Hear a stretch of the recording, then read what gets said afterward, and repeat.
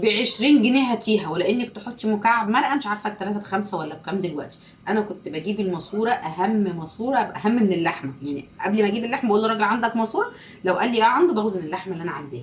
ولو جزار انت عارفاه هيشيل لك الماسوره ومش هيستخسرها فيكي.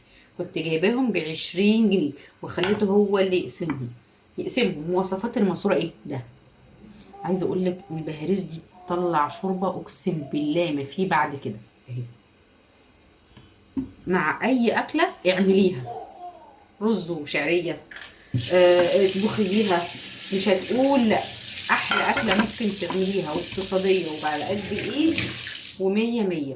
هنتخانق عشان الماسوره؟ لا مش هنتخانق. انا واحده بالنسبه لي لما بجيب اللحمه بخلي اللحمه لوحدها والماسوره لوحدها، ولا اني اعمل بمكعب مرقه بتقعد في الفريزر. يعني ممكن تجيبيها وتخليها في الفريزر. هعمل معاها طاجن باميه عالمي، طاجن باميه وشويه رز ابيض والماسوره والشوربه. فضل ونعمه من الله. اكتبوا لي ميزانيتكم ايا كانت هي كام، وانا ان شاء الله وفضل من الله هعمل لك ميزانيات باقل الاسعار واكتر اصناف. اي ميزانيه انا بنزلها، الميزانيه هي اللي بتتحكم فينا مش انا اللي بتحكم فيها. ازاي يا سموره؟ يعني مثلا لما ميزانيه ال 2000 جنيه هي 2000 جنيه راحت ولا جت، هي 2000 جنيه.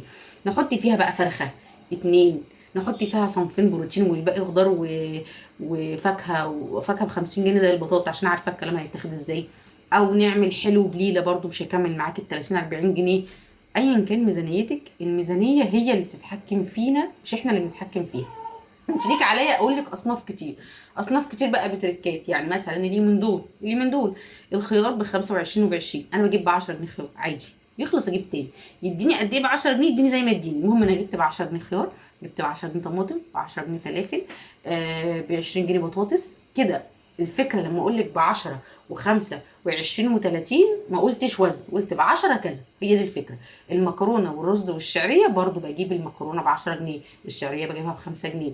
اه مش بجيب ب5 جنيه واحده، بجيب ب5 جنيه على مدار الشهر. اه فعلا بجيب ب5 جنيه على مدار الشهر.